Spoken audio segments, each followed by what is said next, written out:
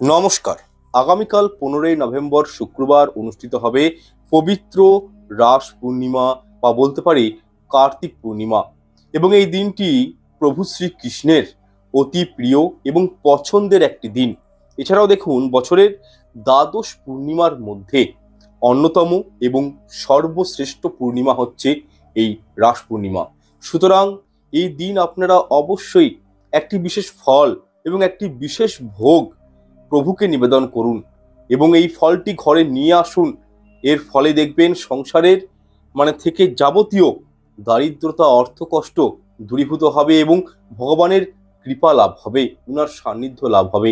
এছাড়াও কার্তিক পূর্ণিমা কখন থেকে শুরু হচ্ছে, কখন ছেড়ে যাচ্ছে এবং কার্তিক পূর্ণিমার মাহাত্ম্য কি, এই প্রত্যেকটা বিষয় নিয়ে ওভারঅল আজকের এই অনুষ্ঠানে আমি খুবই সংক্ষিপ্ত আকারে আলোচনা করব। তাই প্রত্যেকের কাছে বিনম্র অনুরোধ করব যে আপনারা আজকের এই প্রোগ্রামটি সম্পূর্ণ দেখুন। আশা করছি অনেকখানি আপনারা উপকৃত হবেন, সমৃদ্ধ হবেন। তবে হ্যাঁ, আপনারা যদি ভিডিওটি দেখে 1%ও উপকৃত হন তাহলে অনুরোধ করব যে লাইক, শেয়ার এবং সাবস্ক্রাইব চ্যানেলটি করতে ভুলবেন না এবং কমেন্টে একটি বার হলেও জয় শ্রীকৃষ্ণ, রাধে রাধে লিখে জানাবেন। এতে সত্যি বলতে আমরা অত্যন্ত অনুপ্রাণিত হব। আচ্ছা, প্রথমত দেখুন, 2024 সালে রাস পূর্ণিমা পড়েছে আগামীকাল, অর্থাৎ আজ হচ্ছে 28শে কার্তিক, আগামীকাল হচ্ছে 29 কার্তিক। তাহলে 29শে কার্তিক 1431, ইংরাজি 15ই নভেম্বর 2024 শুক্রবার দিন। এবং পূর্ণিমা তিথি শুরু হবে শুক্রবার ভোর রাত্রি 5টা 15 মিনিট থেকে এবং যা শেষ হয়ে যাবে শুক্রবার শেষ রাত্রি 3টে 4 মিনিট পর্যন্ত এই তিথিটি থাকছে। তো সুতরাং শুক্রবার দিনই আপনারা কিন্তু এই রাস পূর্ণিমা তিথিটি পালন করবেন, বা যদি কোনো রিচুয়ালস রেমেডি করতে চান তাহলে শুক্রবার দিনটা কনসিডার করার চেষ্টা করবেন।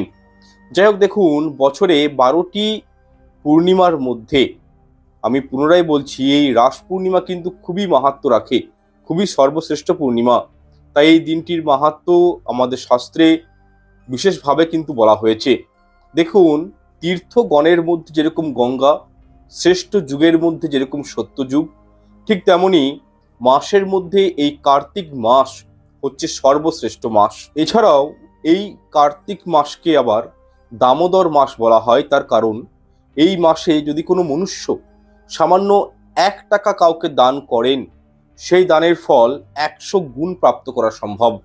যেহেতু এই কার্তিক মাস ভগবানের অতি প্রিয় মাস, তাই এই মাসকে দেখবেন দামোদর মাস বা দীপদানের মাস বলা হয়।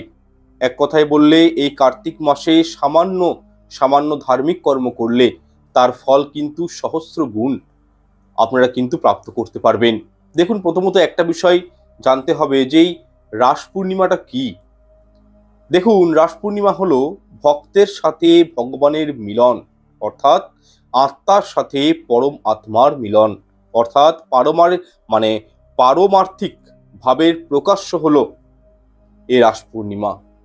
দেখুন, শ্রীকৃষ্ণের যারা ভক্ত রয়েছেন তাদেরকে বছরে 3টে দিন জাগরণ করা উচিত। একটা হলো শ্রীকৃষ্ণের জন্মাষ্টমীর দিন, যেদিন উনি জন্মগ্রহণ করেছিলেন, দ্বিতীয়ত একাদশীর দিন এবং তৃতীয়ত ভগবানের সর্বাপেক্ষা প্রিয় দিন এই রাস পূর্ণিমার দিন। আপনারা বৃন্দাবন চলে যান, ব্রজধাম চলে যান, তো সেখানে দেখবেন অনেক ভক্তরা রাত জাগরণ করে প্রভুর বিশেষ পুজো অর্চনা নিবেদন করেন বিশেষ কৃপা লাভের উদ্দেশ্যে। কারণ এদিন রাত্রি জাগরণ করে পূর্ণিমা পালন করলে তাদের উপর দেখুন ভগবান শ্রীকৃষ্ণের বিশেষ কৃপা দৃষ্টি থাকে, ভক্তের সাথে ভগবানের মিলন হয়।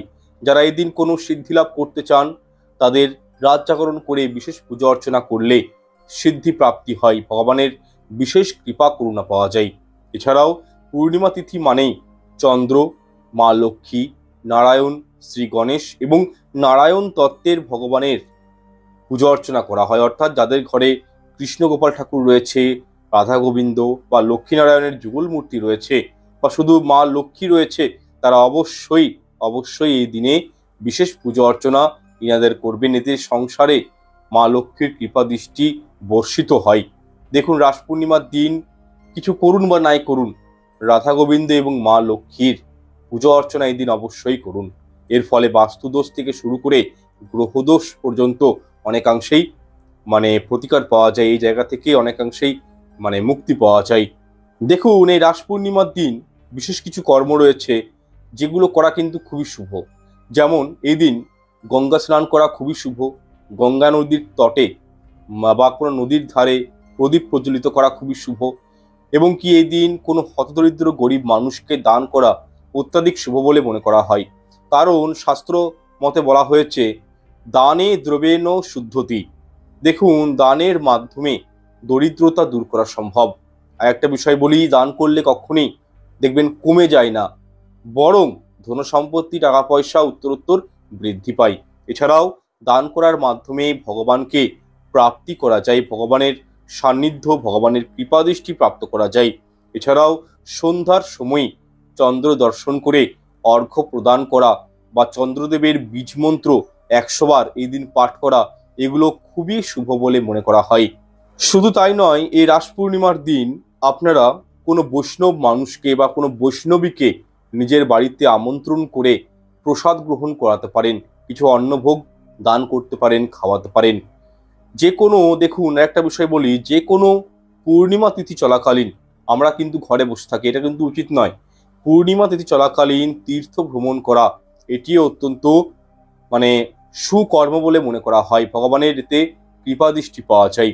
আপনারা আপনাদের সামনাসামনি যে কোনো লক্ষ্মীনারায়ণ, রাধা গোবিন্দ, গোপাল ঠাকুরের মন্দিরে যেতে পারেন এবং সেখানে নিজের পরিবারবর্গের সকলের নামে অল্প করে পুজো দিয়ে আসতে পারেন।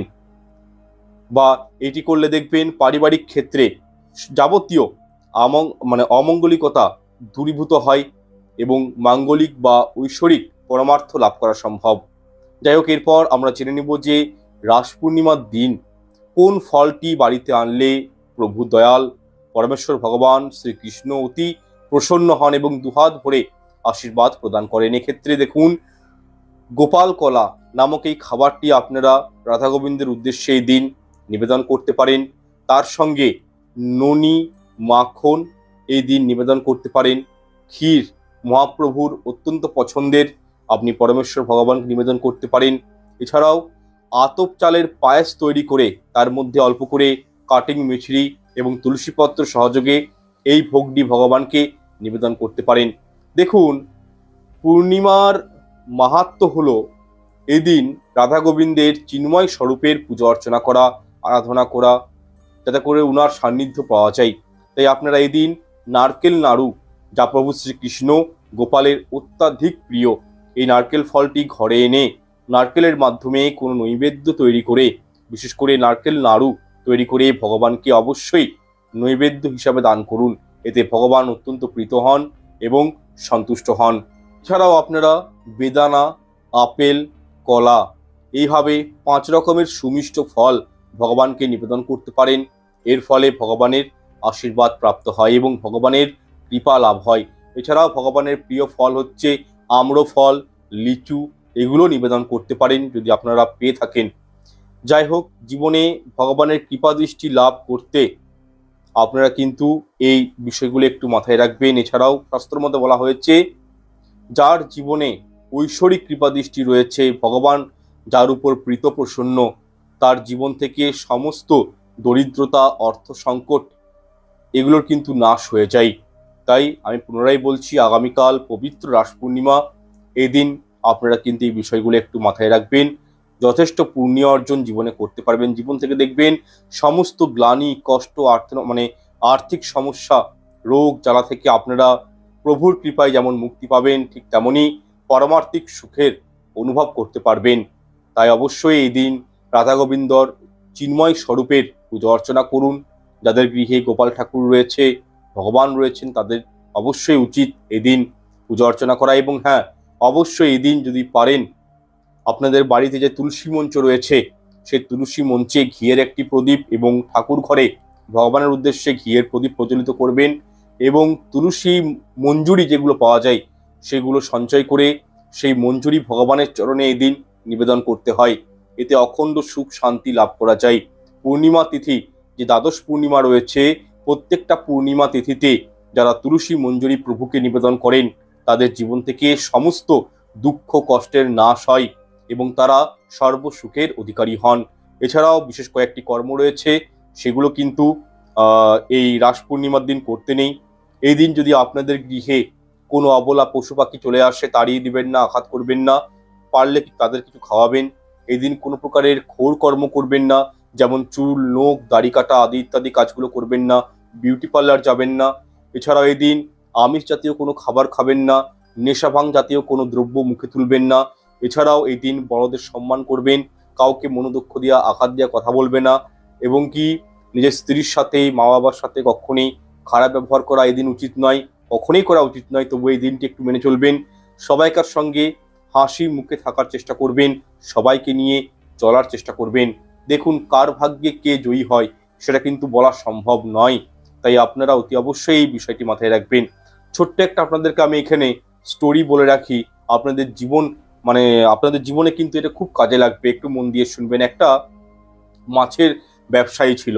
তো এই মাছের ব্যবসায়ীটা প্রত্যেক দিন ওর জায়গা থেকে, যেখানে মানুষটি ওই মাছ রাখতো, ব্যবসায়ী মাছ রাখতো, তো সেখান থেকে একটি বিড়াল আসতো। তো এই বিড়ালটি ঠিক সুযোগ বুঝে একটি করে মাছ প্রত্যেক দিন সেই ব্যবসায়ীর কাছ থেকে নিয়ে চলে যেত। তো একদিন তার ঘরের লোক বলল ব্যবসায়ীটিকে যে, তোমার এখান থেকে প্রত্যেকদিন মাছ চুরি করে এরকম করে মুখে করে নিয়ে চলে যাচ্ছে বিড়ালটি, তাহলে একে তুমি তাড়িয়ে দাও বা মেরে দাও। তখন এই ব্যবসায়ীটি বলেছিল, দেখুন, যে কার ভাগ্যে কতটা আমার উন্নতি হচ্ছে তা কিন্তু আমি জানি না। হয়তো বিড়ালটা চুপচাপ বসে থাকে একটা কোণে, যে কখন আমার দোকানে ভিড় উপচে পড়বে, আর তখন আমি সেই সুযোগে সেই মাছটা আমি ওখান থেকে তুলে নিয়ে চলে যাব। তো সেক্ষেত্রে ও ভগবানের কাছে প্রার্থনা করে বলে আমার দোকানে ভিড় হয়, এবং সেই ভিড়ের মধ্যখানে ওই বিড়াল এসে মাছটি কিন্তু তুলে নিয়ে চলে যায়।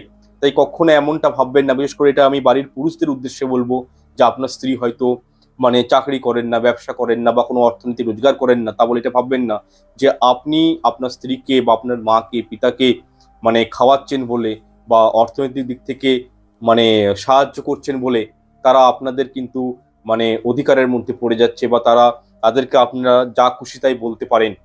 কখনো এটা নয়। আপনি যতই রোজগার করুন না কেন, শুধু আপনার ভাগ্য নয়, আপনার স্ত্রী, আপনার বোন, আপনার মাতা পিতা, কার ভাগ্যে আপনি উন্নতি করছেন সেটা কিন্তু চট করে বলা সম্ভব নয়।